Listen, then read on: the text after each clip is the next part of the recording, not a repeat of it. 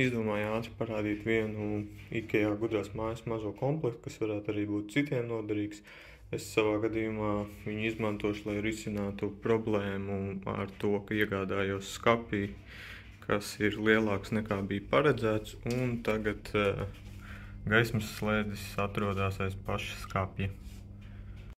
Tad par pašu šo komplektu, tātad viņš maksā 12 eiro, iekšā ir viena gudrā spuldze, un šai spuldzei tad arī bezvadu slēdzis, kas arī strādā kā spilgtuma regulētājs, var ieslēgt un izslēgt, un, protams, arī dažādu pamācību.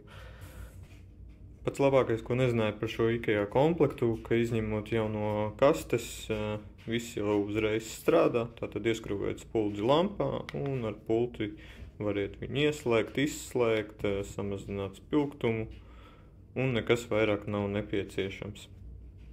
Domājot, kur vēl šāds komplekts varētu noderēt, tad šobrīd ir gaisma uzstādīta uz 1%, un tātad mērītājā rādās patēriņš 1 vats. Es domāju, ka viņš pat nemaz nespēja parādīt zemāku patēriņu par 1 vatu. Tātad šādi jūs varat radīt vieglu apgaismojumu telpās, kaut vai naktī, un elektrības patēriņš praktiski nekāds. Jūsu televizors izslēgts, manuprāt, pat vairāk patērē nekā šīs spuldzes šobrīd.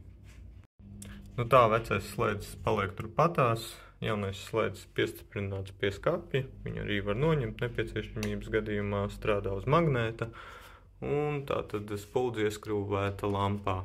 Ja jums ir jau esošs hubs, tad arī variet savienot gan pašu spuldzi, gan arī slēdzi un veidot dažādas automatizācijas, kā arī tad kontrolēt visu no telefona.